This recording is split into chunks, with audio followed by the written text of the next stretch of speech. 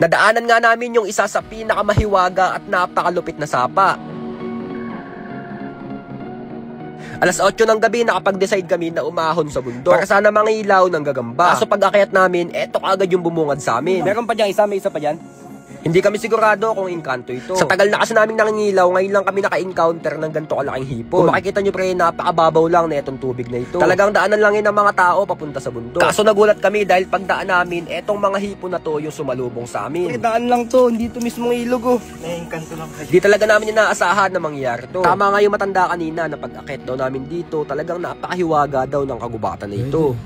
Kaya lang ay inkantado yung lugar na yun. At mukhang tama nga si Ma'am Ben na talagang mahiwaga ang kagubatan na ito. At sigurado ako, nag-uumpisa pa lamang kami sa paglakbay dito. Wala kaming idea sa mga susunod na mangyayari. Basta sigurado ako, nasa stage 1 pa lang tayo. Kasi pagtaas ng buwan, dito pa lamang papasok yung stage 2. Pero bago pumasok yon, tapusin na kaagad natin etong mga hipon na ito. Kailangan kasi namin kumain para magkaroon kami ng lakas sa pagsalubong sa mga susunod pang trahedya. Dampot. Eto na sana yung pinakahuling hipon na makukuha namin. Kaso ang problema, medyo may kailapan talaga ito. At bago matapos ang stage 1 na ito, may humaabol pa sa aming gagamba. Ayun oh. Kaso lang pre, kakaibang gagamba ito. Dahil pag nakagat ka nito, makikita mo na yung Maynila. Hindi ako sure kung anong klaseng gagamba to, pero sigurado ako, tarantula to. Tanga, wag mo dadamputin.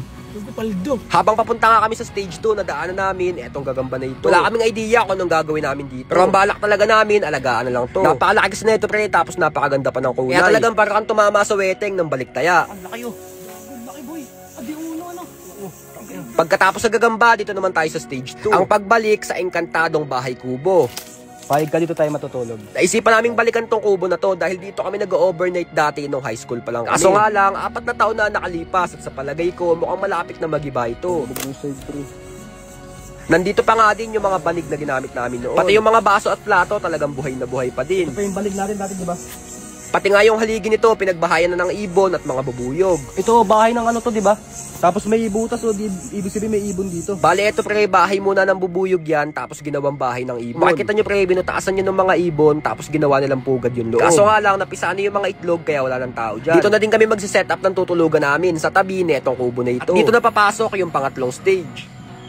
Kung saan, ikikwento ko sa lahat ng mga kasama ko yung mga kababalaghan na nangyari sa amin dati dito. At dito dati kami nagtapon ng dugo tapos nawala. Etong buli na to. Yun, Ben? Oh, sige. Makikita nyo pre, gulat na gulat, etong isa namin kasama. Talagang di sila makapaniwala lahat na dito nangyari yun. Ano niya, ano. Babantay namin yung aswang dito. Dito, yung buli na yan.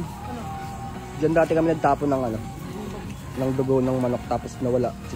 Sinipsip sa plastic dito. Kaso matagal na yun, para 2022 pa yun. Pati nga etong mga tuko na ito, binatang-binata na. Hindi ako sure kung ito yun, pero nung last na punta namin dito, napakaliliit pa na itong mga tuko na ito. Talagang masasabi ko na sa paglipas ng panahon, nagbabago ang takbo ng mundo. Gago, may ahas. Laki oh. Ayun oh.